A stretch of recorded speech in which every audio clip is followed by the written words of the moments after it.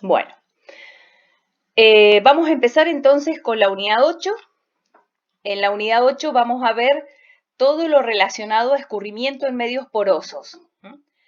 Necesitamos definir lo que es ciclo hidrológico, acuíferos, captación de agua subterránea en régimen estable y captación de acuíferos en régimen no estable.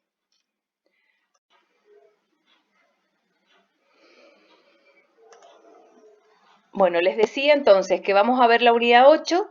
Este es el contenido de la unidad 8. Vamos a hacer una breve referencia a lo que hace al ciclo hidrológico, a la definición de acuíferos, a la captación de agua subterránea en régimen estable. Vamos a ver la hidráulica de esa captación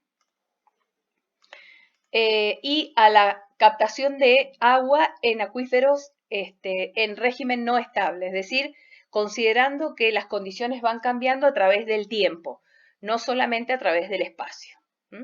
Y vamos a ver una aplicación, lo que hace al marco conceptual de la aplicación principal que tiene en la ingeniería, principalmente en la ingeniería civil, el estudio del escurrimiento de medios porosos, que es la interferencia de pozos. Bueno, en el concepto de ciclo hidrológico, es algo que, digamos, es un concepto que a ustedes les han enseñado en otras materias y también se lo han enseñado en la escuela primaria y en la escuela secundaria. Este concepto de ciclo hidrológico establece que la cantidad de agua que está presente en el planeta es siempre la misma. Y lo que hace esa agua es ir cambiando de estado físico, por ejemplo, de estado líquido a estado gaseoso, o de estado líquido a estado sólido, ir transportándose a través del espacio, o sea, sobre la superficie terrestre, ocupando digamos, demorando un determinado tiempo, y en todo ese ciclo, digamos, en todo ese cambio de estado físico, más la variación de la posición en el espacio y en el tiempo, generan un ciclo cerrado, por eso es que se llama ciclo, es un círculo cerrado. El agua que está presente en la atmósfera, contenidas como el vapor de agua, el contenido de la humedad atmosférica, bajo determinadas condiciones de presión y temperatura, que son condiciones meteorológicas, se produce la precipitación hacia la superficie terrestre. Esa precipitación puede estar en forma de agua, de líquido, o en forma sólida, que sería en el caso de la nieve. Esa precipitación en forma líquida empieza a escurrir, parte de ella empieza a escurrir superficialmente, eso es lo que se llama la escorrentía, y parte se infiltra y percola, digamos, a través de la porosidad del suelo, alimentando lo que se llama el agua subterránea, que es lo que nosotros vamos a estudiar en esta unidad. El ciclo, ¿cómo se cierra? Toda esa escorrentía superficial, ya sea producto de la precipitación directa en forma líquida o de la fusión de las nieves caídas en el invierno, que se fusionan en el verano por el aumento de la temperatura, el agua empieza a escurrir de las zonas altas, topográficamente hablando, hacia las zonas bajas y desembocan en el océano. Y desde el océano se produce la mayor cantidad de evaporación, que otra vez cierra el ciclo porque lo que hace es aumentar la cantidad de agua en forma de vapor en la atmósfera. Entonces tenemos un ciclo cerrado. ¿Qué nos interesa de este ciclo cerrado a nosotros dentro de la unidad 8? Es la parte del agua que ha precipitado y empieza a escurrir y que percola a través del suelo, se infiltra a través del suelo, moviéndose, acumulándose en determinados lugares y moviéndose de un lugar al otro en función de que exista potencial hidráulico para hacer ese movimiento. Entonces, el agua desciende por gravedad desde la superficie del terreno hasta la zona de saturación del suelo. Ahí lo que hace es ocupar los volúmenes huecos que deja el suelo, lo que se llaman los intersticios o huecos, excepto una pequeña parte que queda atrapada por capilaridad y retención superficial y que lo que hace es rodear los granos de suelo. Estamos suponiendo siempre que el suelo tiene una matriz granular, está compuesta por distintos tipos de suelos con distintos tipos de tamaños diferentes, y esa matriz granular deja una determinada cantidad de huecos entre sí. Con lo cual vemos que la cantidad de huecos o intersticios que tiene esa masa de suelo es algo muy importante desde el punto de vista del agua subterránea. Por eso es que se define uno de los factores más importantes para definir el movimiento del agua a través del suelo, que es la porosidad. Es un parámetro que está relacionando la capacidad que tiene una masa de suelo de almacenar agua, una formación geológica de suelo en almacenar agua. Esa porosidad está constituida, lo que se llama la porosidad total, se puede medir incluso a través de una muestra de suelo como el volumen de huecos dividido el volumen de la muestra multiplicado por 100.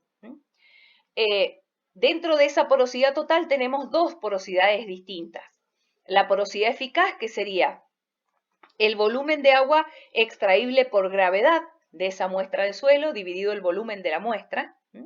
Sería el volumen de agua que drena una vez que se deja la muestra de suelo y drena libremente, sin necesidad de que se le invierta ningún tipo de energía para extraer el agua.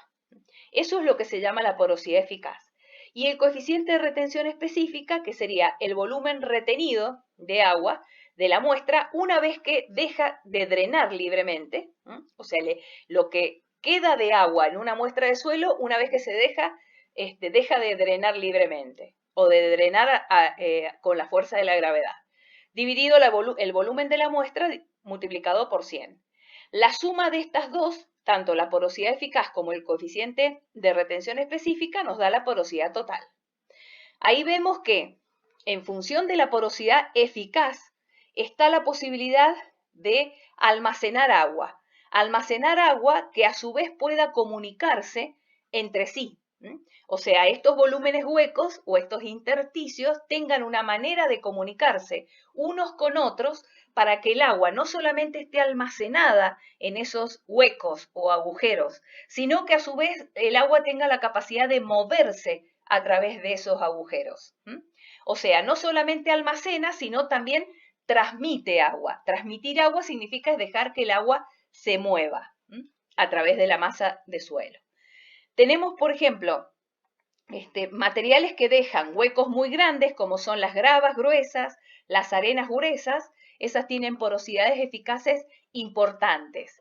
Y esa porosidad eficaz es la que sirve desde el punto de vista del acuífero, porque no solo deja huecos importantes, sino que también le permite a esos huecos comunicarse entre sí.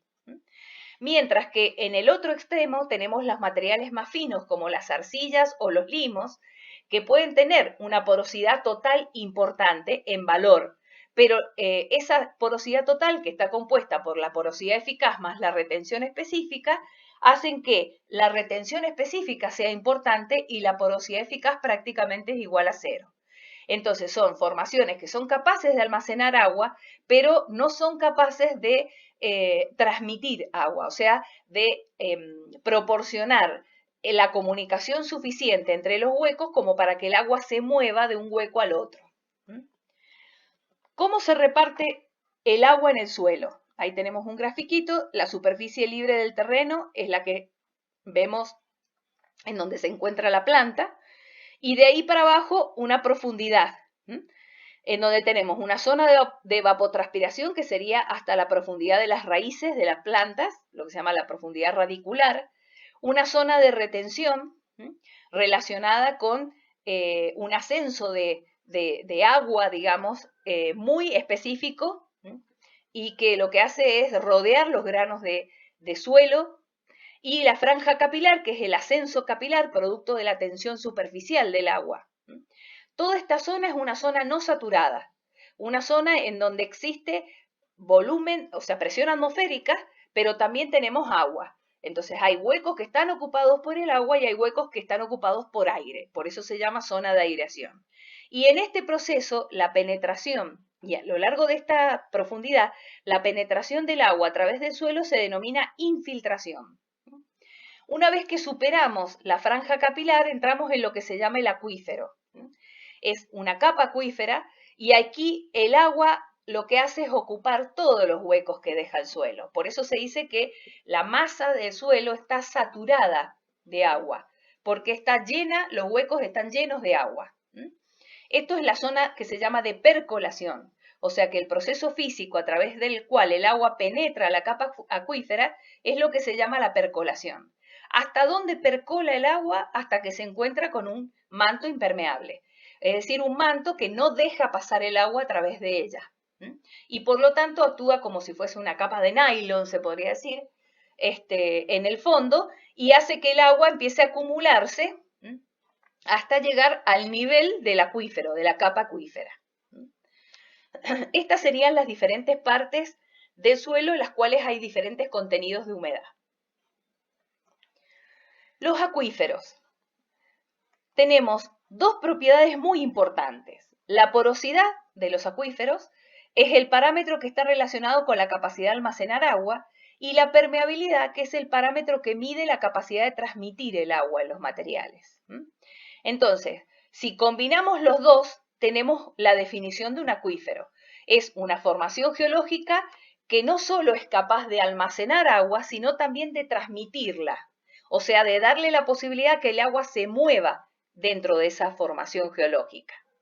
Y por lo tanto, en un acuífero las dos propiedades, esas dos características son muy importantes, tanto la porosidad como la permeabilidad. Los materiales, según su comportamiento respecto de esas propiedades o características hidrodinámicas, se pueden clasificar en acuífugos, que son aquellos materiales en que no tienen la capacidad ni de almacenar ni de transmitir agua. Por ejemplo, el granito o el mármol o la roca no fracturada, y esos son los mantos impermeables a los que hacíamos referencia recién. Un acuífugo, sí. Transmitir es cuando el agua se mueve a través del suelo. Entonces pasa de un... Porque es tan macizo que no tiene huecos y por lo tanto no almacena y no puede transmitir. Exactamente. Exactamente. No la almacena ni la transmite. El acuífugo ni almacena ni transmite. Es impermeable. Por eso digo que es como un nylon, porque actúa como si fuese impermeable. Es como si fuese la mesada de la cocina, que es de granito. No sé si alguno en la casa tiene alguna mesada de granito. Ven que el agua no penetra la mesada. Se resbala, porque no tiene porosidad, ni tampoco, no tiene porosidad eficaz ni coeficiente de retención, ninguna de las dos cosas. Por eso se comporta como impermeable. El acuícludo es un material que tiene la capacidad de almacenar agua, pero no la transmite. O sea, la tiene guardada en la misma masa de suelo, pero no es capaz de comunicar hueco con hueco y el agua no se puede mover. Eso pasa con algunas arcillas. Las arcillas en general son formaciones, a diferencia de las arenas y de las gravas, que tienen una forma casi esférica.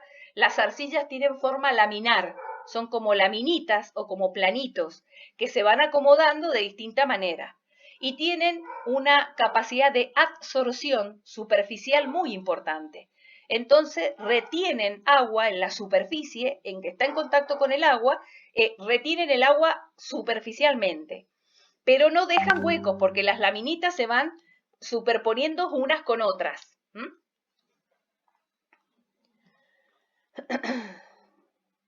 A ver si hay alguien.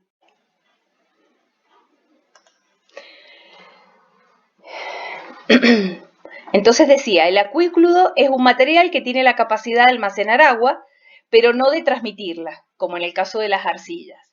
El acuitardo es un material que tiene la capacidad de almacenar agua y de transmitirla muy lentamente. Por ejemplo, algunas arcillas. Y el acuífero, que es el de interés desde el punto de vista de la hidráulica y de la explotación del agua subterránea, es un material que puede almacenar y puede transmitir agua. O sea que tiene un volumen de hueco suficiente, una porosidad eficaz importante y una permeabilidad también importante. O sea, porosidad porque almacena el agua en esos poros o huecos, y la permeabilidad es la que le permite transmitir el agua o dejar que el agua se mueva de hueco en hueco para que se traslade. Ahí tenemos como un cuadrito final, un cuadrito de ejemplo, en donde tenemos un resumen en un acuífugo que no almacena ni transmite, en un acuícludo que almacena pero no transmite, el acuitardo que almacena y transmite lentamente, y el acuífero que almacena y transmite, que son las condiciones que se necesita para el acuífero. Entonces, ¿qué es un acuífero? Es una formación geológica capaz de almacenar y transmitir el agua a través de ella en cantidades significativas, de modo que se puede extraer a través de distintas obras de captación, se puede extraer esa agua y aprovecharse, porque la posibilidad de almacenar el agua en la tierra es una posibilidad que tiene el planeta, digamos, y que el hombre puede aprovechar a través de distintas obras de captación, para hacer un aprovechamiento hídrico. Entonces, los acuíferos son formaciones geológicas que son capaces de acumular agua y también de cederla, porque la ceden en la medida en que la obra de captación la puede extraer. Actúan en general como conductos de transmisión que transportan el agua. En función de la presión a la que está el agua dentro del acuífero, los acuíferos se pueden clasificar en dos. Libres, en general la bibliografía habla de dos acuíferos, de dos tipos. Acuífero libre, no confinado o freático, son todos sinónimos. Es aquellos acuíferos en donde el agua que está contenida en el acuífero está sometida a la presión atmosférica. El límite superior del agua, el límite sería la altura a la cual el agua alcanza dentro del acuífero, es la altura tal que se equilibra la presión del acuífero con la presión atmosférica. Cuando se perfora un acuífero de este tipo, el agua asciende hasta que la superficie del terreno equilibra el nivel del agua con la presión atmosférica. Eso es lo que se llama el nivel freático. El acuífero confinado, cautivo o a presión, esto también son sinónimos, es aquel en que el agua está sometida a una presión mayor que la atmosférica. O sea, tenemos un límite inferior impermeable, un límite superior impermeable. El acuífero está comprendido entre estos dos límites impermeables. El agua ingresa a ese acuífero, satura todo el acuífero, o sea, ocupa todos los volúmenes de huecos. Y una vez que satura el acuífero, al seguir ingresando agua, el agua comienza a tomar presión dentro del acuífero. De modo que si yo perforo el límite superior de ese acuífero, sería el techo del acuífero, el agua brota por encima de ese techo, o sea, sube a un nivel superior al nivel superior del acuífero. Y eso es porque ese nivel piezométrico es mayor que la presión atmosférica. Entonces, exactamente, o una surgente, como le dicen en el campo, le dicen yo tengo una surgente, que hacen un agujerito y el agua brota sola para arriba, e incluso se ve hasta un pequeño chorrito en la superficie del terreno, se ve hasta un pequeño chorrito que sale agua. Mientras que en el caso del acuífero libre yo tengo que hacer un pozo y esperar que el agua vaya hacia ese pozo y el nivel libre del agua va a estar por debajo del nivel superior del terreno. Eso es lo que es el aljibe.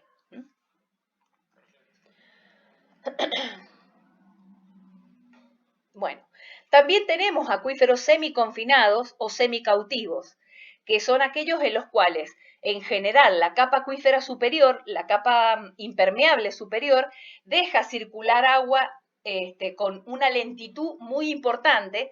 Entonces, en función de la dinámica del movimiento del agua a través del suelo, la velocidad con la cual la deja pasar el agua es muy pequeña y prácticamente se consideran impermeables. Es lo que se llama el acuitardo, o sea, retiene o detiene la velocidad de percolación del agua en el acuífero.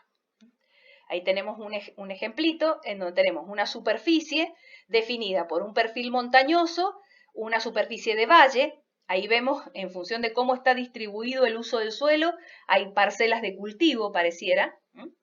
Y todo lo que está por debajo del nivel de terreno natural es lo que se ve en corte. Tenemos un acuífugo, que sería un manto impermeable, otro acuífugo, que es esta otra cuestión más negra, esta franja más negra, y eso genera un techo acuífugo y un piso acuífero. Por lo tanto, el agua que se almacena entre los dos forma un acuífero confinado.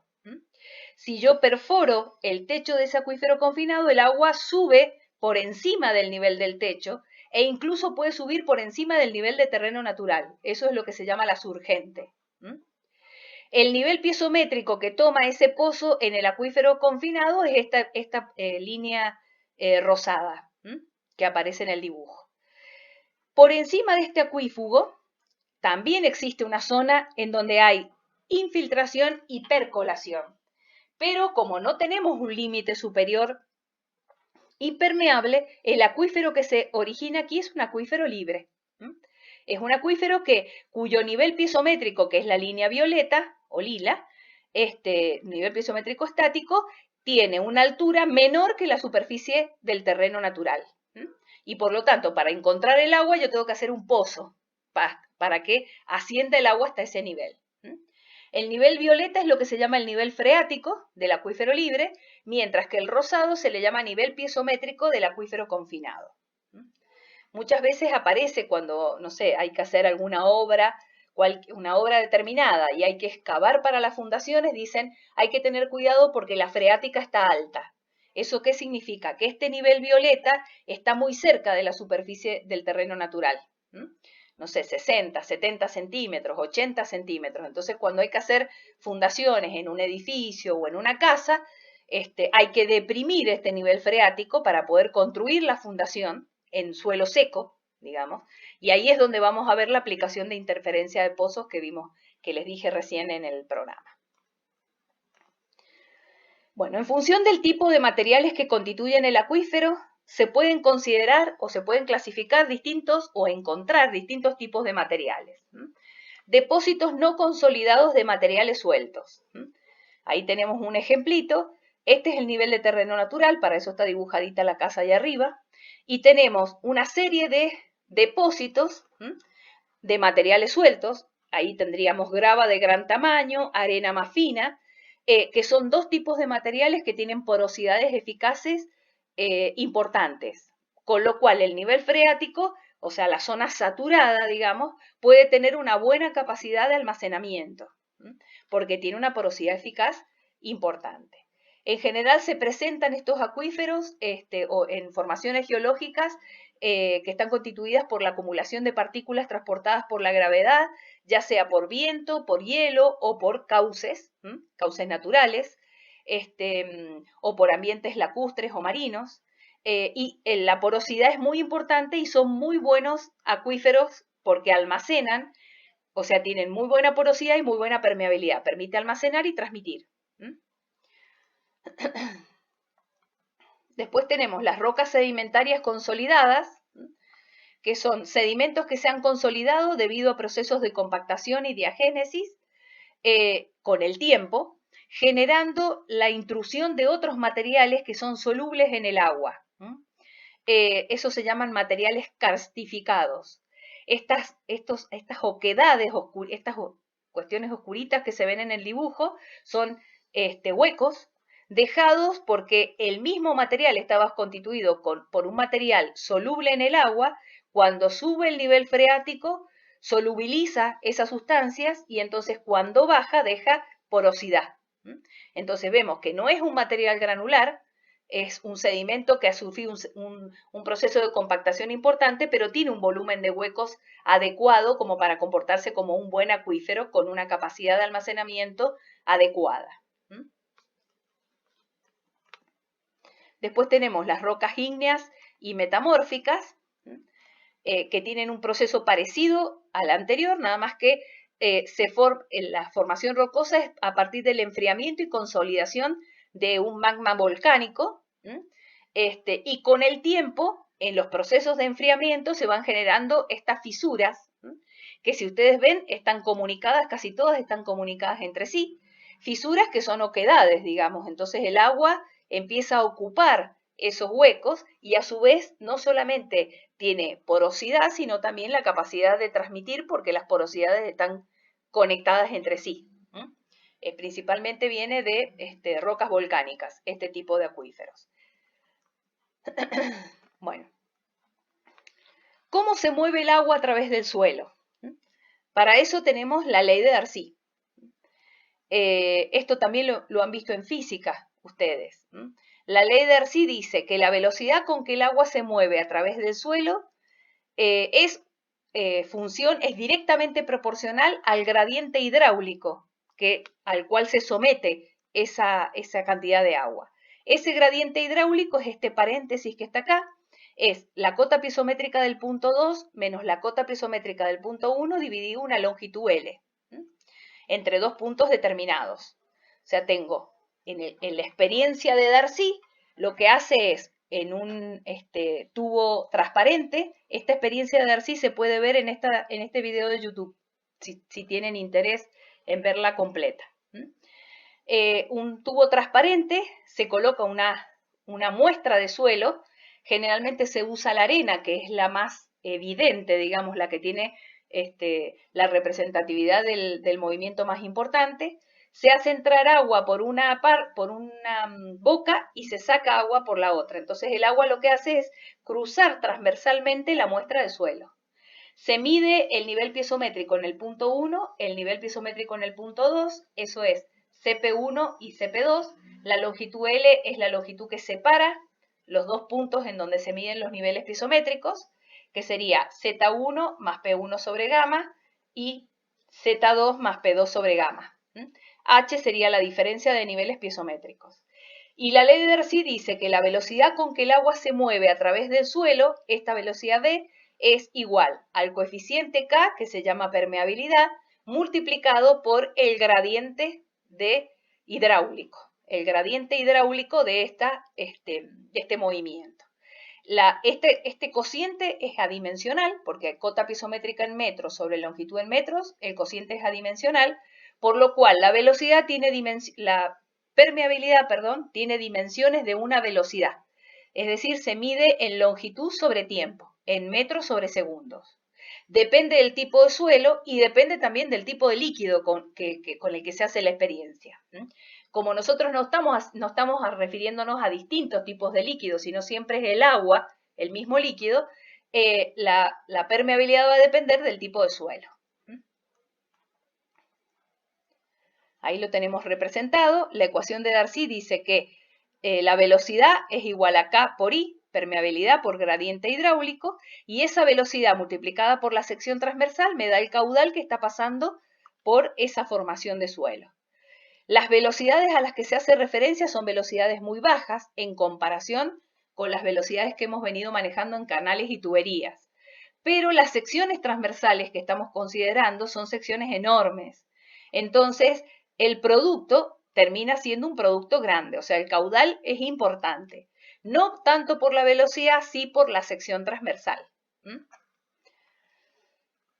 ¿Cuál es el régimen de escurrimiento en los acuíferos? Es un régimen laminar. Hay un predominio de la viscosidad. Eso es totalmente en concordancia con las características del movimiento laminar, ya que las dimensiones por las cuales se mueve el agua son los intersticios que deja el suelo. O sea que a lo máximo tendrán como dimensión el diámetro de la partícula, el diámetro de la grava, el diámetro de la arena. O sea que son como si fuesen tuberías muy pequeñitas. Y si mal no recordamos, cuando el movimiento era laminar, lo habíamos dicho, lo habíamos descrito para conducciones muy pequeñas, y cuando esas conducciones eran pequeñas, entonces predominaba el efecto de la viscosidad. Y por eso se decía que que el movimiento era laminar. En estos casos el Reynolds varía entre 1 y 10 para los movimientos laminares en los acuíferos. Bueno, la permeabilidad. ¿Cómo se determina esa permeabilidad? Se mide en unidad de longitud sobre unidad de tiempo. en metros por día o en centímetros sobre segundo, porque como los valores son pequeños, se miden en esas unidades. Y acá tenemos un grafiquito en donde tenemos en el orden de la permeabilidad medido en centímetros sobre segundo. 100 centímetros sobre segundo sería esto es 1 metro sobre segundo, y de acá hacia la derecha cada vez más chiquito. Son 100 centímetros, 10 centímetros, 1 centímetro, 1 milímetro, una décima de milímetro, una centésima de milímetro por segundo.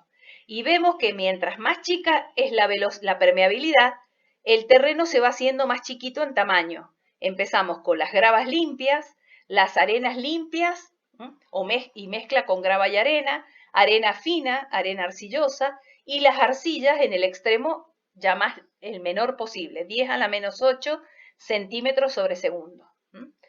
En función de estos tipos de permeabilidades podemos ver que los buenos acuíferos se dan hasta 10 a la menos 3 centímetros sobre segundo de permeabilidad, y después de ahí en adelante las permeabilidades menores son acuíferos pobres o impermeables, si estamos hablando de las arcillas no meteorizadas.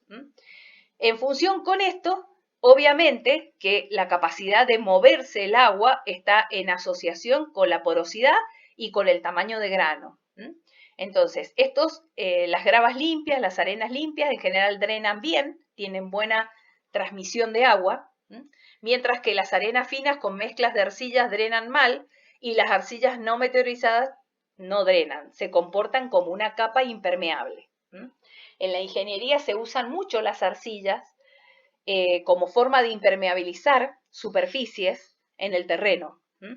No es tan cara como un hormigón para impermeabilizar, y bien compactadas y con un porcentaje de humedad de compactación adecuado, prácticamente se solidifican, digamos, y generan una impermeabilidad importante, como si fuese un manto acuífugo. ¿Está entendido hasta ahora?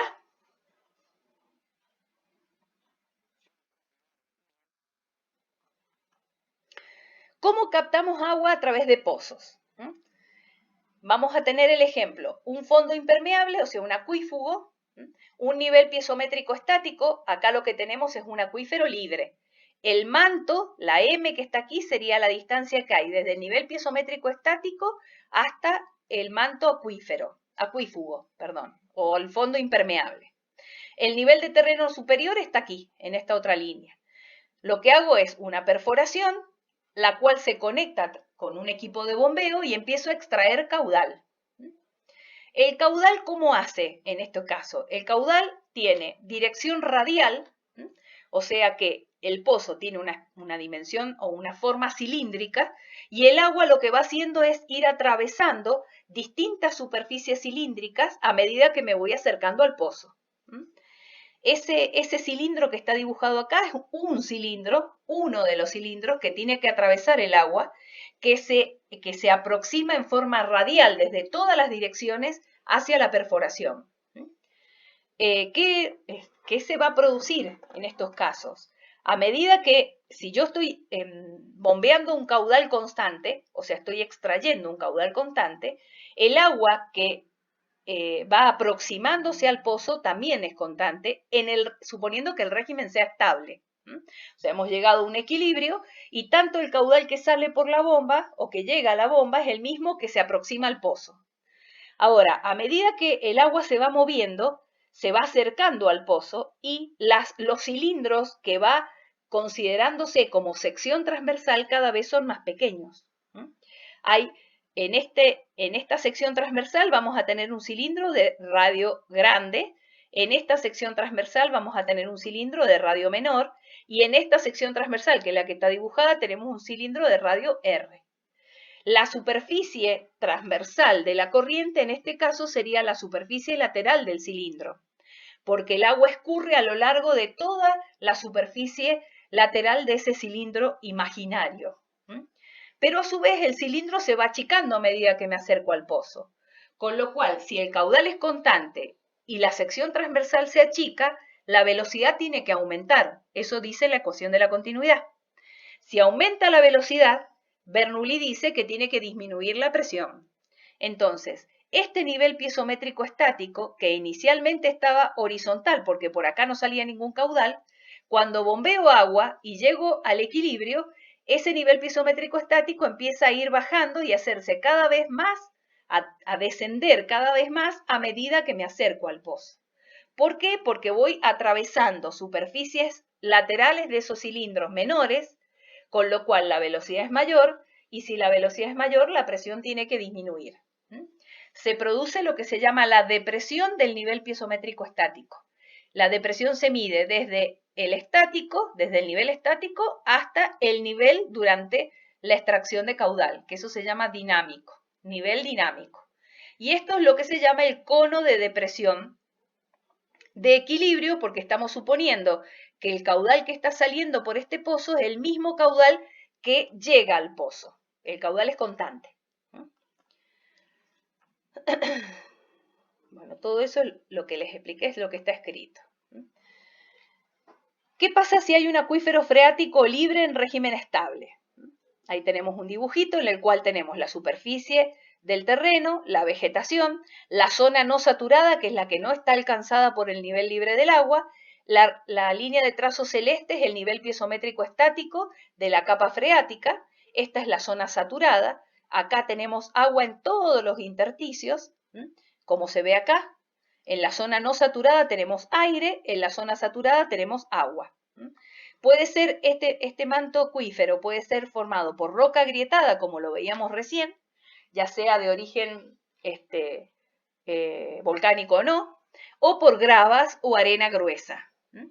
Y entonces, todos los huecos formados por esa grava están llenos de agua en la zona saturada. En la zona no saturada hay aire.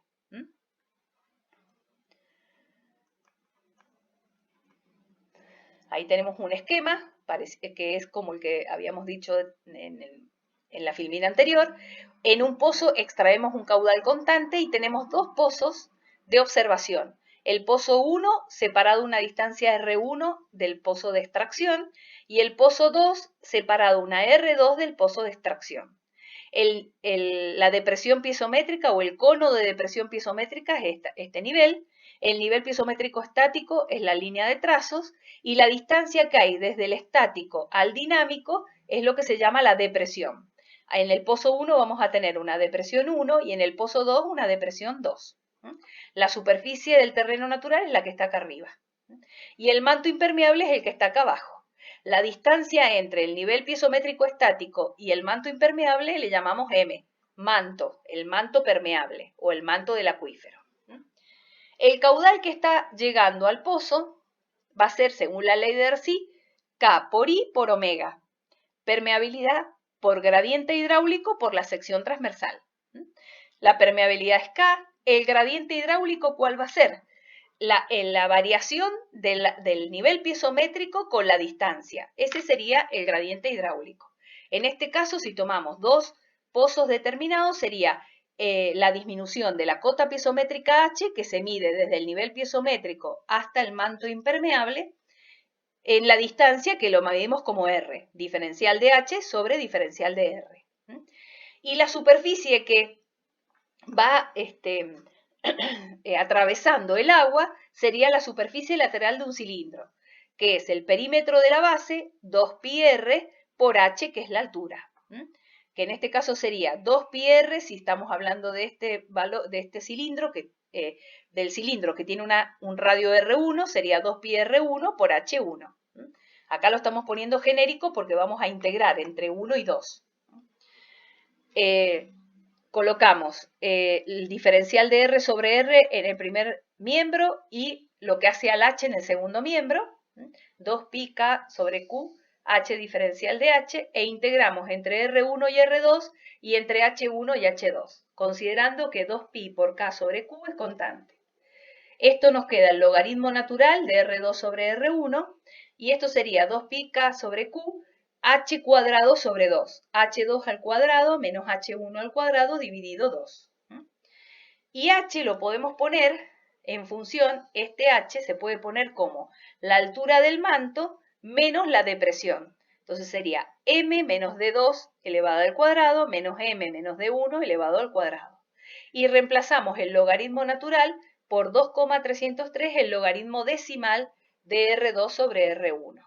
Y entonces tenemos la ecuación que nos permite calcular el caudal para un régimen estable en un acuífero libre.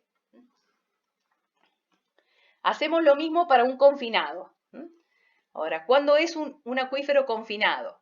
Ahí tenemos la producción de una capa impermeable como fondo del acuífero, una capa impermeable como techo del acuífero. El agua, exactamente, esta es la surgente, se llama. Porque vertiente es otra cosa.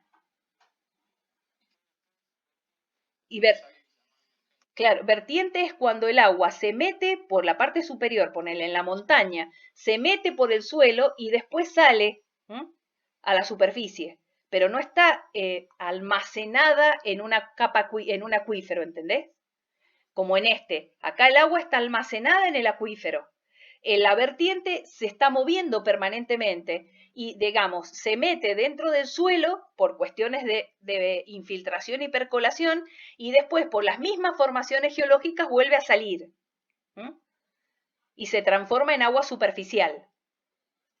En cambio, en este yo tengo que perforar el acuífero superior para que el agua salga. Lo otro es más natural, ¿entendés? O sea, las ondulaciones... Sí, decime. Eso es vertiente. En cambio, yo acá tengo que agujerear para que salga la surgente. ¿Entendés? Claro. Entonces, tenemos acá la capa acuífera confinada, hacemos un agujero que sería el pozo en este caso, y el agua brota por encima del nivel superior del acuífero. Y hasta puede estar por encima del nivel del terreno natural, como parece acá, que es como una especie de chorro que viene desde abajo, y es lo que se llama el surgente. Es un pozo artesiano. Y ahí tenemos también un surgente. La cabecera, acá en la perforación está con una cabecera y una pequeña tubería y el agua brota desde la tubería hacia afuera. Esas son las surgentes. Bueno, en el acuífero confinado hacemos la perforación. El agua, ¿cómo fluye al pozo? Fluye solo en el espesor del manto acuífero. Y por lo tanto, la superficie lateral del cilindro al que hacíamos referencia recién, que habíamos dicho que era un cilindro que cada vez tenía un radio menor, la altura de ese cilindro, cuando yo estoy extrayendo caudal, ya no es más variable como en el caso del acuífero libre. Ahora la altura de ese cilindro es constante. Y si lo vemos ahí en el gráfico, tendríamos el nivel, el fondo impermeable en la parte inferior, el manto superior impermeable, o sea que toda esta altura M es capa acuífera confinada, acuífero confinado. El nivel piezométrico estático del acuífero confinado es la línea de trazos y está por encima del techo del acuífero. Acá está por debajo del nivel de terreno natural, pero puede estar también hasta por encima del nivel de terreno natural. Y lo que hacemos es perforar con un pozo, extraer caudal y volvemos a tener dos pozos de observación a ver qué pasa cuando empiezo a bombear. Si no bombeo, el nivel en los pozos de observación es el mismo nivel que en el pozo principal. Ahora empiezo a bombear en el pozo principal, los niveles acá se empiezan a bajar. Mientras más me alejo del pozo, la depresión es más chica, porque el nivel piezométrico o el cono de depresión tiene la misma forma que en el libre, nada más que está ubicado por encima del techo del acuífero. El nivel piezométrico estático sería la asíntota a partir de la cual empieza a separarse el nivel dinámico, hasta hacerse máxima la depresión en el pozo donde se está haciendo la extracción de agua. Entonces volvemos a hacer las mismas ecuaciones. El caudal sería K por I por omega. K, el gradiente hidráulico sería la derivada de H respecto de R, igual porque tenemos el mismo cono de depresión que en el libre. Ahora, ¿qué cambia? Es la superficie. Porque la superficie a través de la cual el agua fluye al pozo es la superficie de la capa acuífera, cuya altura es la capa acuífera.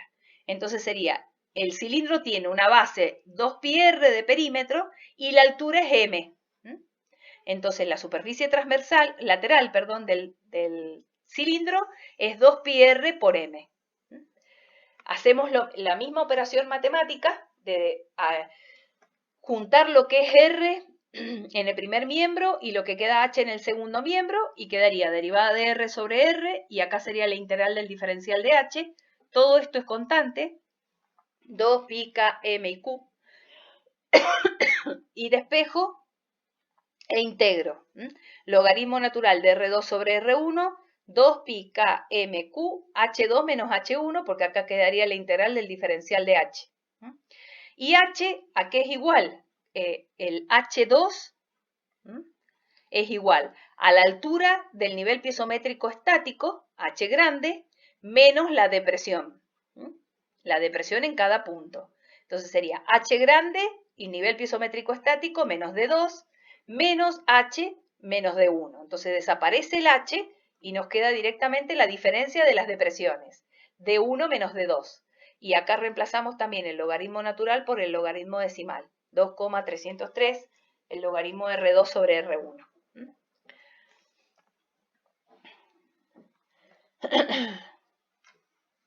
Todas estas ecuaciones que hemos visto tienen o cumplen ciertas hipótesis simplificativas. Primero, que el régimen es permanente, o sea que no hay variación a través del tiempo.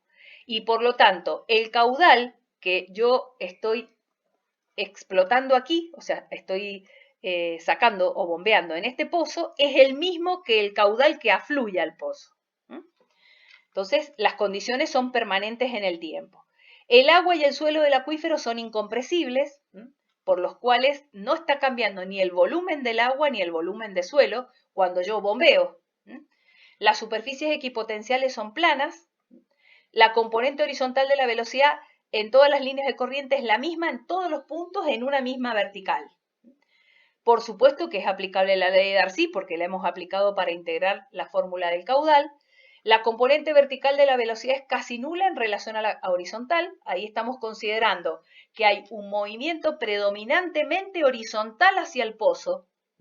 Radial sería más bien, porque viene de todas las direcciones, pero en planos horizontales hacia el pozo. Y no hay mezcla vertical de la corriente, no hay componente vertical de la velocidad. El medio es homogéneo e isótropo, que eso tampoco es tan cierto. El suelo no tiene características de homogeneidad. Y hay una alimentación continua del acuífero, o sea que el caudal extraído en el bombeo es igual al que ingresa al acuífero. Y por lo tanto en ningún momento existe una disminución del caudal. Siempre el caudal permanece constante. Ahí tenemos un ejercicio. Un acuífero en condiciones artesianas de 7 metros de espesor tiene una permeabilidad de 36 metros por día. Fíjense cómo se mide la permeabilidad, en metros por día. En este acuífero se perforó un pozo que atravesaba el acuífero por completo, desde el cual se extrajo un caudal constante, y un pozo de sondeo de observación de 3 metros a 3 metros del primero. Presentó un descenso de 2,5 metros de descenso, una vez que se alcanzó el equilibrio, es decir, cuando llegamos a la estabilidad. En un tercer pozo, ubicado a 200 metros, los descensos fueron despreciables. Determinar el caudal extraído en el primer pozo. Entonces, es un acuífero confinado, acá dice que es artesiano, así que dice que es confinado en régimen estable. ¿Cuál es la ecuación? La que vimos recién. 2pi mk de 1 menos de 2 por el logaritmo, el logaritmo de los radios. La altura del manto, según esto, es 7 metros. La permeabilidad es 36 metros por día. La depresión inicial, o 1, en el pozo 1, es 2,50. La depresión en el pozo 2 es 0, porque está diciendo que a 200 metros los descensos fueron despreciables. Y el R2, el R1 es 3 metros y el R2 200 metros. Entonces se reemplaza en la ecuación y nos da un caudal de 942 metros cúbicos por día. Fíjense que siempre las unidades de tiempo en este tipo de movimientos son por día porque las velocidades son bajas. Acá lo tenemos aplicado para un acuífero libre. Un pozo de agua subterránea que se extrae 2.000 metros cúbicos por día. Dicho pozo posee un diámetro de 15 centímetros. El acuífero es libre y el nivel freático medido antes de bombear es de 7 metros. Este es el nivel piezométrico estático. No solamente la altura del manto, sino también el nivel piezométrico estático. Desde un pozo de observación localizado a 30 metros del pozo de bombeo, se mide un descenso de 50 centímetros en condiciones de estabilidad, de régimen estable. Bajo esta misma condición, el descenso en el pozo de bombeo es de 1,5 metros. Calcular la permeabilidad del acuífero. Entonces, la ecuación, como el acuífero es libre, la ecuación ahora es 2pi m menos d2 al cuadrado menos m menos d1 al cuadrado sobre 2,303 logaritmo de R2 sobre R1. Y de ahí despejamos K, que es la permeabilidad. El caudal es 2.000 metros cúbicos día, el manto 7 metros. La depresión en el D1 sería la depresión en el pozo, 1,5 metros. D2, la depresión a 30 metros, 50 centímetros. R1 sería el radio del pozo, sería el diámetro de la perforación, 0,15 dividido 2. Y R2 son los 30 metros. Entonces reemplazamos y la permeabilidad nos queda 318 metros por día del acuífero libre. ¿Hasta acá está todo claro?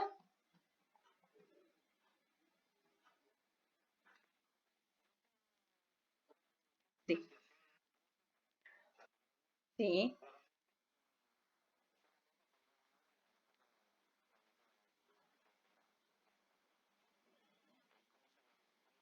¿No?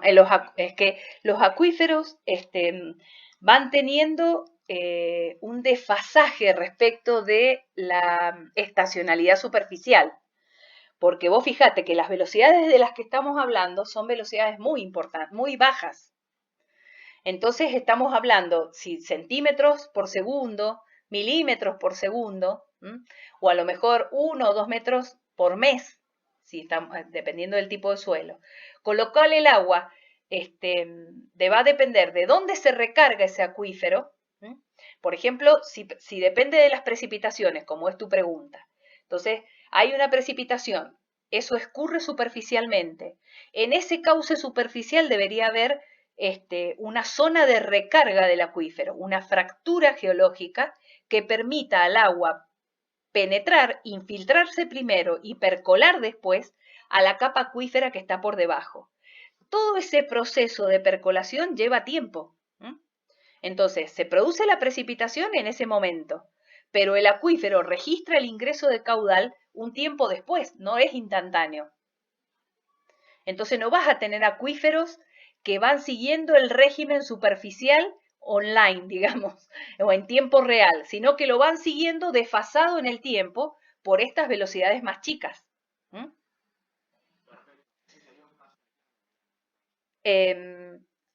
Se podría decir que sería un acuífero aislado, o sea, no un acuífero que tenga una extensión superficial, sino esos se llaman de cuenca endorreica, que es decir, que se alimentan y se forman en el mismo lugar en donde se alimentan. Pero no son acuíferos muy habituales esos. Son cerrados, digamos, no hay un traslado de agua en grandes distancias, sino que el agua entra a la capa acuífera y ahí mismo se va acumulando. Pero ese acuífero es aprovechable solo en ese punto. Y lo mismo queda el desfasaje a través del tiempo, porque no se va llenando en la medida en que va lloviendo más, así a la misma velocidad que llueve se va llenando el acuífero. Se llena mucho más lento.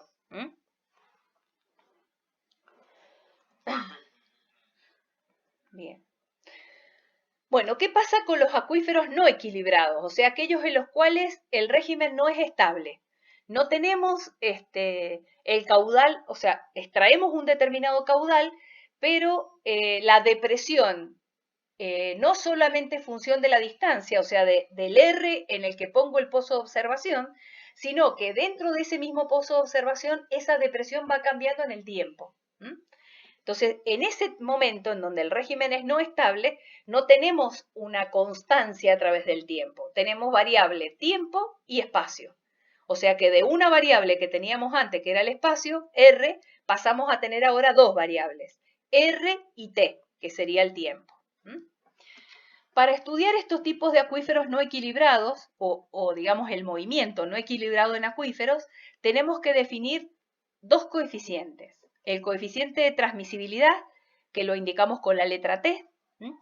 Ese coeficiente de transmisibilidad se define como el caudal que pasa o que se filtra a través de una faja vertical del terreno que tiene un ancho unitario, o sea, este ancho es 1, y una altura igual a la del manto permeable, bajo un gradiente hidráulico unitario y con una temperatura determinada. Sería la cantidad de agua que está pasando. Este prisma que está acá sería un prisma, una muestra prismática del acuífero. Este nivel inicial sería el nivel piezométrico freático, o sea, sería el nivel piezométrico estático, perdón, y este sería el nivel de terreno natural. Este es el manto impermeable. Tomo una franja de ancho unitario y el caudal que pasa por esa franja de ancho unitario cuando está sometida a un gradiente hidráulico unitario es la transmisibilidad. Si el espesor es M, el espesor saturado del manto, entonces puedo encontrar la transmisibilidad multiplicando la permeabilidad por la altura M. Como esto es una velocidad, esto sería una velocidad por una distancia. Sería longitud al cuadrado dividido tiempo. Y este T sería un caudal por unidad de ancho. O sea, metros cúbicos por segundo por metro. O sea, que es lo mismo que metros cuadrados sobre segundo. Esa es la transmisibilidad. El otro coeficiente es el coeficiente de almacenamiento. Tal como su nombre lo indica, mide numéricamente, porque no lo hace con dimensiones, o sea, no es una dimensión, no es un volumen lo que mide, pero el número mide la capacidad de almacenamiento que tienen los acuíferos. El coeficiente de almacenamiento en los acuíferos libres es igual a la porosidad eficaz, es decir, al volumen que se puede extraer drenando libremente. Una unidad del acuífero saturado. En el caso de los acuíferos confinados, hay ciertos efectos de compresión del terreno y del agua que van entrando en juego, y en este caso el coeficiente de almacenamiento se define como el agua extraíble de una columna vertical de terreno que tiene una base unitaria y una altura igual al espesor del manto saturado. A ver, es una definición, porque el S es un factor adimensional, no es como la transmisibilidad que sería el caudal por unidad de ancho. Esto es un número que no tiene dimensiones, pero que sirve para comparar la eficiencia de almacenamiento de distintos acuíferos. Y entonces, mientras más grande es el número, mayor eficiencia de almacenamiento tiene un acuífero determinado. Pero no nos da una magnitud física. Los valores numéricos son distintos. Para el caso del acuífero libre, entre 0,5 y 3. Y para el confinado está entre los 10 milésimas y 100 milésimas. O sea, son valores decimales muy pequeños para los confinados y entre 0,5 y 3 para los libres. ¿Cómo interviene tanto la transmisibilidad como el almacenamiento en el movimiento del agua a través del suelo? Lo que vamos a hacer es aplicar a ese cubo elemental que vimos, el desarrollo matemático está todo en la guía de estudio. Como acá no queremos perder tiempo en la parte matemática, sino ir a la parte conceptual y alguna aplicación, lo que hacemos es encontrar en ese cubo elemental que vimos allá en la unidad 1, a través del cual ingresaba agua por todas sus caras, y entre las dos caras laterales ingresaba caudal por una cara, salía caudal por la otra, ingresaba caudal por la base y salía por el techo, y lo mismo entre la cara anterior y la posterior del cubo.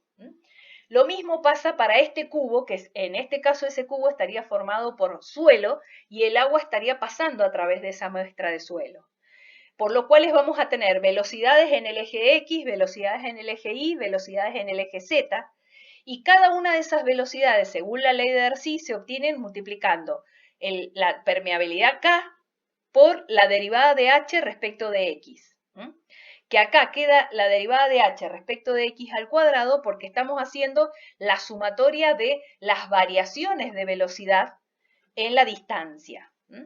Es el gradiente de la cota pisométrica o la derivada de H, respecto de X 2 veces, la derivada de H respecto de Y 2 veces, la derivada segunda sería de H respecto de Z al cuadrado. Esto es lo que en matemáticas se llama el operador laplaciano de H. H sería la función cota piezométrica. S es el coeficiente de almacenamiento, M es la altura del manto. Y este operador laplaciano de la cota piezométrica es menos S sobre K por M, que es T. Este K lo pasamos dividiendo aquí. K por M, que es el coeficiente de transmisibilidad T, por la parcial de H respecto de T. Y entonces nos quedaría menos S sobre T, la derivada de H respecto de T. Es una función matemática que se puede integrar bajo determinadas condiciones o con determinados límites. Thiem fue uno de los autores que, estudiando este tipo de movimiento, integró esa ecuación teniendo en cuenta distintas hipótesis. Primero, que el acuífero es homogéneo e isótropo en cuanto a la permeabilidad. O sea que tenemos permeabilidad constante. El acuífero se extiende horizontalmente en todas las direcciones. El pozo de bombeo tiene un diámetro prácticamente igual a 0 frente a las dimensiones del acuífero. Esta hipótesis 3 no es tan difícil de cumplir, porque si decimos que los acuíferos tienen kilómetros cuadrados de extensión y una perforación tiene 30 centímetros, esto no es tan difícil de cumplir. El acuífero se extiende horizontalmente en todas las direcciones, no en todos los acuíferos es así. La homogeneidad e isotropía de la permeabilidad no siempre es así, aparecen acuíferos que son bastante anisótropos. Bueno, el pozo de bombeo atraviesa todo el acuífero, siendo de espesor constante. El agua bombeada es extraída de la formación y no vuelve a ella. O sea que al extraer esa caudal se produce un descenso del nivel piezométrico estático. El caudal que entra al pozo es bombeado totalmente, es igual a Q, que sería el caudal Q que sale por la bomba superficialmente, y se puede expresar a través de esta ecuación cuando X tiende a 0, o sea, en las cercanías del pozo. 2pi X por Y, esta sería la superficie lateral del cilindro de aproximación al pozo, y esta sería la velocidad de aproximación al pozo. K por el gradiente hidráulico, según la ecuación de Darcy, multiplicada por la sección transversal o la superficie lateral de ese cilindro.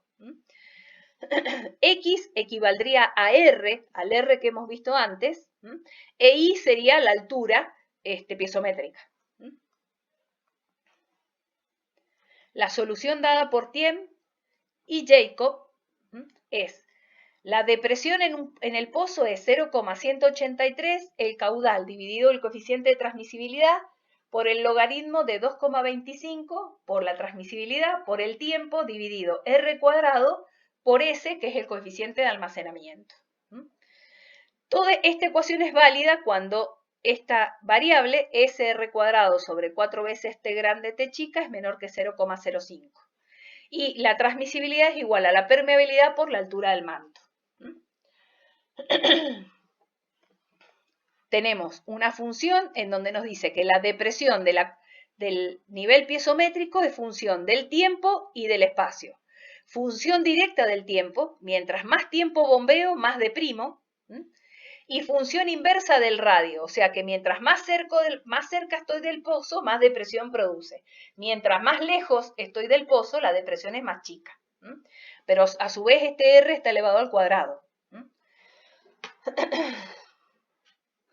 Tenemos entonces dos variables. ¿Cómo se analiza este problema o esta cuestión? Puedo considerar el tiempo constante y analizar en función de la distancia, o puedo considerar la distancia constante y analizar en función del tiempo. Y entonces tengo la recta de descenso en función del logaritmo de t. A la ecuación de Jacob le aplico a este logaritmo, lo aplico y lo descompongo, considerando 2,25 t grande r cuadrado s dentro de un logaritmo más el logaritmo de t. ¿Para qué? Para que me quede la ecuación de una recta. Esta sería la ordenada al origen de la recta, esta sería la pendiente de la recta, 0,183 q sobre t es la pendiente y el logaritmo de t es la variable independiente. Esa recta que se obtiene de hacer el ensayo de bombeo, se considera un pozo conectado a una bomba, un pozo principal, se bombea un caudal Q durante un tiempo que se va cronometrando y se miden las depresiones en un pozo de muestreo ubicado a una distancia R del pozo de bombeo. Entonces, este R es constante y lo que voy haciendo es midiendo las distintas depresiones que se producen en ese pozo de muestreo a través del tiempo. Y todos esos pares de valores de presión-tiempo se grafican en este gráfico semilogarítmico. En la escala de las ordenadas es lineal y la escala de las abscisas es logarítmica, porque es el logaritmo de t, para que sea una recta, para que me dé la ecuación de una recta. Acá me va a dar una especie de nube de puntos, en las cuales esa nube de puntos puedo trazar una recta haciendo una regresión lineal, por ejemplo, que se puede hacer hasta con una función de Excel, la regresión lineal. Entonces, esa nube de puntos se representa a través de esa recta. La pendiente de la recta es esta expresión, 0,183 q sobre t, y la ordenada al origen de la recta, es decir, donde la recta corta al eje de las ordenadas, es esta otra expresión. 0,183 q sobre t por el logaritmo de 2,25 t grande r cuadrado s. Si lo hago al revés, dejo constante el tiempo y me fijo qué pasa en ese mismo ensayo de bombeo, qué datos voy a obtener en 2 o 3 pozos de observación. O sea, lo que estoy cambiando es la distancia de los distintos pozos de observación respecto del pozo de bombeo. En la ecuación, ¿qué voy a tener? El tiempo va a ser constante, entonces lo pongo con todas las otras constantes dentro del paréntesis del logaritmo y dejo el logaritmo de 1 sobre r cuadrado, solo. ¿Cómo me queda el gráfico? La recta descensos en función del logaritmo de 1 sobre r cuadrado, ahí le falta el cuadrado. También me va a dar una recta con pendiente positiva porque yo estoy poniendo el logaritmo de 1 sobre r cuadrado. Hago lo mismo que hice recién. En el pozo de bombeo agua y mido en un tiempo fijo, por ejemplo, digo, dentro de 3 horas voy a medir el descenso en el pozo que está ubicado a 10 metros, en el que está ubicado a 15 metros, en el que está ubicado a 40 metros. Y entonces tengo 3 valores de descenso con sus correspondientes distancias medidas a las 3 horas de empezado el ensayo de bombeo. Entonces, este T sería 3 horas y este R sería 15 metros, 10 metros, perdón, 15 metros, 40 metros. Entonces tendría 3 puntos, P1, P2, P3, y puedo trazar la recta. Cuando trazo la recta, ya puedo determinar cuál es la pendiente de esa recta y cuál es la ordenada al origen de la recta.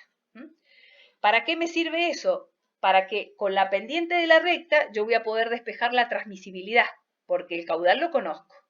Y con la ordenada al origen de la recta voy a poder calcular el almacenamiento, porque la transmisibilidad ya la conozco.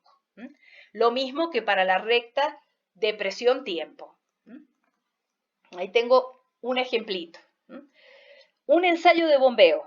Para el ensayo de bombeo o los ensayos de bombeo en los acuíferos son principalmente para conocer transmisibilidad, almacenamiento y permeabilidad. Son los 3 parámetros que se quieren saber de un acuífero. Entonces, ¿qué hago? de ese acuífero recolecto la información de todas las perforaciones existentes en el acuífero.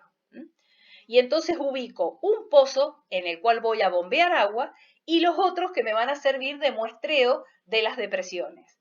Entonces ahí fijo un tiempo determinado y muestreo en el espacio, sabiendo la ubicación de cada uno de los pozos de observación, o al revés, fijo el espacio y muestreo en un pozo de observación, alejado a una determinada distancia del pozo de bombeo, cómo va cambiando la depresión a través del tiempo. Este es el caso de este ejercicio. Se realizó un ensayo de bombeo en un acuífero confinado, extrayendo en el pozo de bombeo un caudal de 27 metros cúbicos hora. En un pozo de observación ubicado a 70 metros del anterior, o sea, ya sé cuánto vale R, 70 metros. Se realizaron las mediciones de descenso indicadas en la tabla. Tiempo en función del descenso. A los 3 minutos, 0, a los 4, 0,005, a los 6, hasta los 300 minutos, que eran 85 centímetros de descenso en ese pozo que estaba a 70 metros del pozo de bombeo. El nivel piezométrico estático, que se midió antes de empezar el ensayo de bombeo, es de 33,7 metros. El espesor del manto permeable es de 10 metros. Determinar el coeficiente de transmisibilidad T, el coeficiente de almacenamiento y la permeabilidad K. O sea, los tres coeficientes que yo necesito determinar en el ensayo de bombeo. ¿Cómo sé que es un acuífero confinado? Porque sé la altura del manto es de 10 metros y el nivel piezométrico 33. Si el nivel piezométrico está por encima del manto o es mayor que el manto, es un acuífero confinado. Si yo tengo solo altura de manto permeable, coincide con el nivel piezométrico y ahí tengo un acuífero libre. Entonces, coloco la fórmula de la depresión de Jacob. Voy a tener R constante e igual a 70 metros. Q igual a los 27 metros cúbicos hora. Y T va a ir cambiando, el descenso en función de T va a ir cambiando en función de esta tabla. Entonces, si hago la separación de la recta, considerando el logaritmo de T, esta sería la ordenada al origen, perdón, la pendiente de la recta, esta sería la ordenada al origen. Entonces, lo que hago es graficar todos esos valores de T en un gráfico semilogarítmico. Los descensos en el eje de las ordenadas, el logaritmo de T en el eje de las abscisas. Y tengo todos estos puntos. Por supuesto que al principio no va a seguir una forma recta porque al principio necesita entrar en régimen. 3, 4, 6, 8 minutos es lo que entra en régimen y después ya se empiezan a alinear sobre la recta. Entonces, de esta nube de puntos puedo elegir una recta, puedo aplicar regresión lineal y encontrar la recta que me genera los mínimos errores cuadráticos. Pero si no, también podría decir, bueno, paso una recta que me deja la misma distancia por arriba que por debajo y después me fijo qué puntos son los que pasan por esa recta. 20 y 40, 20, 30, 40 son los que están pasando por esta recta. Y podría usar dos de estos puntos para sacar la pendiente y la ordenada al origen de la recta, porque teniendo dos puntos yo ya puedo calcular la ecuación de la recta. La tangente de alfa, que sería la pendiente de esta recta, es 0,183 Q sobre T, con lo cual T va a ser 0,183 Q sobre la tangente de alfa. Esa tangente de alfa sería la pendiente de esta recta. Logaritmo de T2 menos logaritmo de T1 sobre D2 sobre D1. La tangente es cateto opuesto, que es vertical, sobre cateto adyacente, que es horizontal. Entonces sería, en este caso, el cateto opuesto es D2 sobre D1 en vertical y logaritmo de T2 sobre T1 es el cateto horizontal, que es el cateto adyacente. Ahí está aplicado. Entre 100 y 20. Si volvemos. Entre 100 y 20, que serían los puntos que están pasando por la recta. Está aplicado entonces para logaritmos de 100 minutos, logaritmo de 20 minutos, la depresión que le corresponde a cada uno de los dos, y entonces de ahí despejamos o reemplazamos la transmisibilidad, 202,16 metros cúbicos por metro por día. Esa sería la transmisibilidad del acuífero confinado. La permeabilidad sería T dividido el espesor del manto sobre M, 20,2 metros por día. Y para el caso del almacenamiento, para encontrar el almacenamiento, lo que hacemos es encontrar el tiempo que hace que la depresión sea cero. En la ecuación en la ecuación de la recta sería depresión 0, 0,183 Q sobre T, el logaritmo de 2,25 T R cuadrado S. Hasta acá todo esto lo conocemos excepto S. Más 0,183 Q sobre T por el logaritmo de T0. ¿Y T0 cuál es? El logaritmo de T0 sería el tiempo en el cual esta recta corta al eje de las abscisas. Al eje de las abscisas, que hace que la depresión sea 0. Ese T0 lo conozco porque lo puedo sacar de la recta. Y puedo despejar logaritmo de 2,25 T por T sub 0 sobre R cuadrado S igual a 0. Y de ahí tengo que el argumento del logaritmo es igual a 1. Despejo S, 2,25 T por T sub 0, que lo leí de la recta, o lo puedo despejar de la ecuación de la recta, dividido en la distancia al cuadrado, que es 70 al cuadrado. 5,2 por 10 a la menos 4. Fíjense que tenemos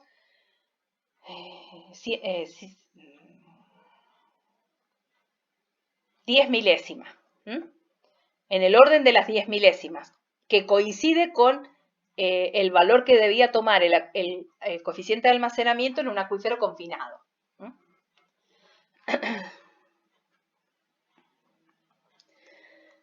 Otro ejemplo en el cual lo hacemos al revés. Ahora fijamos el tiempo, durante 18 días se extrajo un caudal constante, está fijado el tiempo y vamos a ver qué pasa a través de la distancia. Durante 18 días se extrajo un caudal constante de 5.198 metros cúbicos día de un pozo. Este pozo se encuentra en un acuífero libre, aluvial de gravas y arenas de 8 metros de espesor.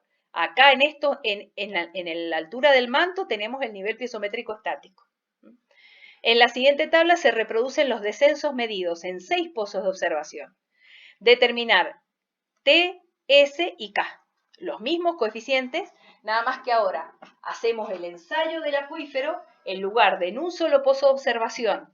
A través del tiempo fijamos los días 18, digamos, los 18 días de bombeo en un pozo determinado y medimos en 6 pozos. 3 están ubicados al norte, por eso es N1, N2, N3, y 3 están ubicados al sur, es S1, S2 y S3.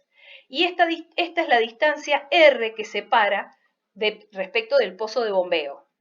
N1 está a 14,76 y experimenta 160 centímetros de descenso. N2 a 30 y está a 130 centímetros. N3 a 56 metros y tiene 102,6 centímetros de depresión. Y así sucesivamente. La recta, ¿cómo quedaría aquí? Si despejamos la variable es R, T queda como constante, son los 18 días dentro del primer paréntesis. Esta es la ordenada al origen de la recta, esta es la pendiente de la recta. Y logaritmo de 1 sobre R cuadrado es la variable. Y ahí está graficado. Eran 6 puntos, ¿está bien? 1, 2, 3, 4, 1, 2, 3, 4, 5 y 6 puntos. Y esos numeritos que están ahí son las depresiones. Tenemos las depresiones o descensos en el eje de las ordenadas y el logaritmo de 1 sobre R cuadrado en el eje de las abscisas. La recta tiene esta inclinación.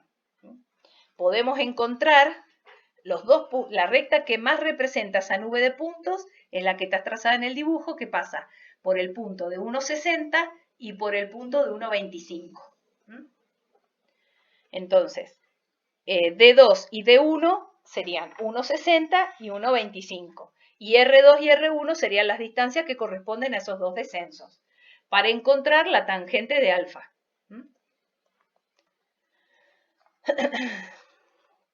1,30, acá hemos puesto 30 y 32. También podría ser. Fijémonos cuáles son los descensos. 1,30 y 1,25. Estos dos. 1,30 y 1,25. Esos dos se han tomado en este cálculo. 951,23 metros cúbicos por metro por día. Este tiene un cuadrado de más.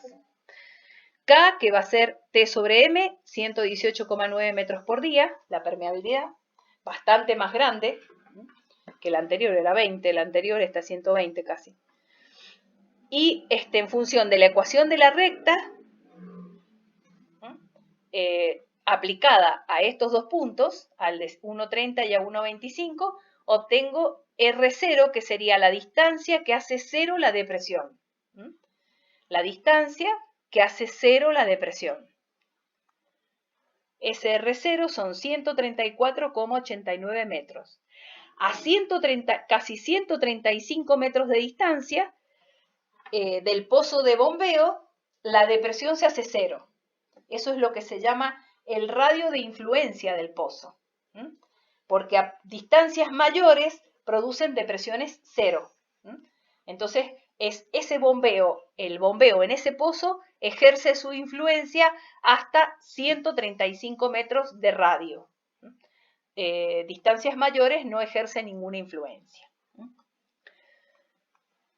Y ahí tenemos para calcular R0, despejado, el logaritmo y despejado, perdón, para calcular el S. El logaritmo de 2,25 T grande T chica sobre S. Y de ahí despejamos el valor de S, que es 2,12. Un número entero, ¿se acuerdan que era entre 0,5 y 3 para el acuífero libre? El coeficiente de almacenamiento. Esa es otra forma de saber si no nos hemos equivocado en las cuentas. Ver que el número que nos da el coeficiente de almacenamiento esté dentro de los márgenes para el acuífero libre y para el acuífero confinado. ¿Está entendido cómo resolverlo?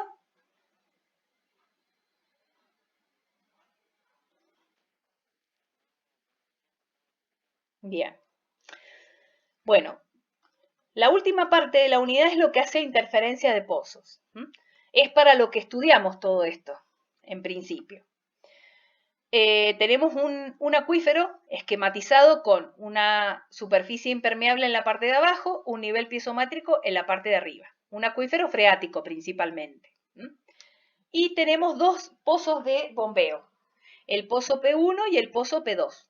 En el pozo P1 extraemos un caudal Q sub 1, en el pozo P2 extraemos un caudal Q2. Y por la extracción generamos conos de depresión. El Q2 es este cono y en el Q1 tenemos este otro cono.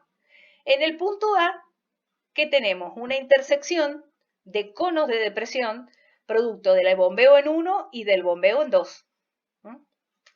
Entonces, en este punto, en donde se intersectan los dos conos de depresión, va a haber una depresión mayor. ¿Cómo se calcula esa depresión? Sumando las depresiones de los dos pozos en forma simultánea.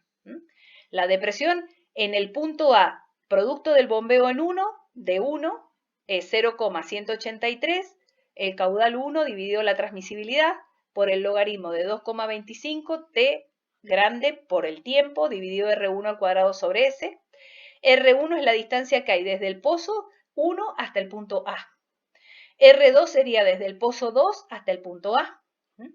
Y entonces la depresión producida por el bombeo en 2 va a ser 0,183 Q2 sobre T, el logaritmo de 2,25 T grande por T chica, R2 al cuadrado por S. La suma de las dos sería la depresión total.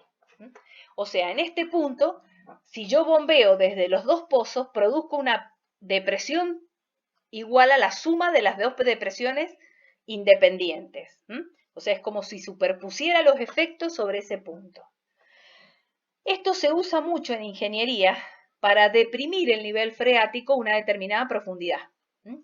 Por ejemplo, tengo que construir la fundación de un puente que cruza un río, no que cruza otra ruta.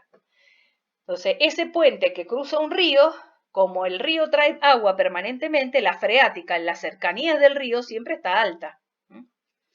Entonces, las fundaciones de ese puente las tengo que excavar 3, 4, 5 metros, dependiendo de qué tipo de suelo se trate. Y entonces, a medida que voy excavando a los costados del río, porque ahí generalmente están los apoyos del puente, voy encontrando agua. Entonces, ¿qué hago? Lo que hago es diseñar cuántos pocitos de bombeo voy a tener que ubicar en distintos lugares a distintos valores de R para que el descenso en esta napa freática sea de 3 metros, 4 metros, dependiendo hasta dónde tengo que llegar con la construcción de la fundación y secar esa zona para poder trabajar, porque con agua no se puede trabajar. Entonces, yo puedo decir, bueno, voy a ubicar el mismo equipo de bombeo, o sea, con la misma potencia en todos los pozos, con los cuales este Q va a ser constante. Y entonces, este Q va a ser el mismo que este Q. Y lo que voy a hacer es ir cambiando R para que la suma de las depresiones producidas por cada pozo me permita obtener la depresión necesaria en el punto A para secar tantos metros de profundidad y poder perforar sin agua. Entonces, sí.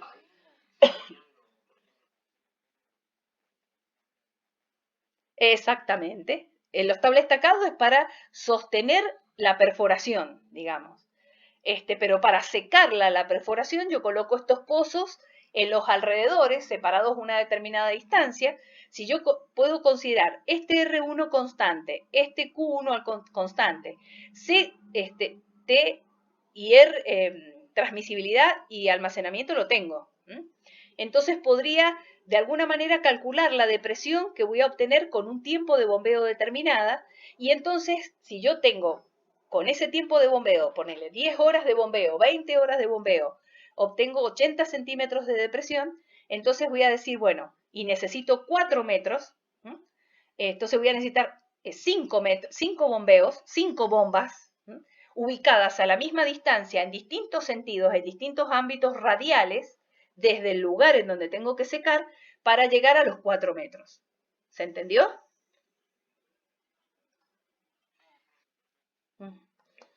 El tablaestacado, después unos lo hincan para poder sacar el material, digamos, pero no sirve para retener el agua.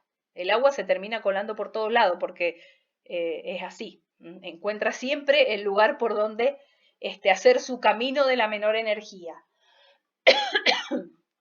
Entonces lo que hago es bombear para evitar justamente el ascenso de ese nivel piezométrico y que se moje el área de trabajo. También se usa en riego para ver a qué distancia máxima hay que ubicar estos dos pozos para que no haya interferencia entre los mismos y haya un agotamiento más acelerado del acuífero. Porque si yo coloco pozos espaciados a distancias bastante importantes, el cono de depresión que generan está sectorizado al ámbito de aplicación del bombeo. Y si yo alejo los pozos de bombeo entre sí, entonces no va a haber superposición de estos conos de depresión con agotamiento, digamos, de la napa freática o un descenso descontrolado de la napa freática. ¿Se entendió?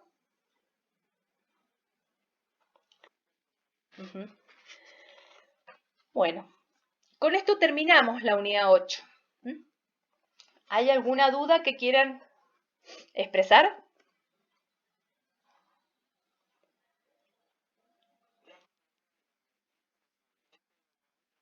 Bueno, me alegro mucho. Voy a cortar la grabación.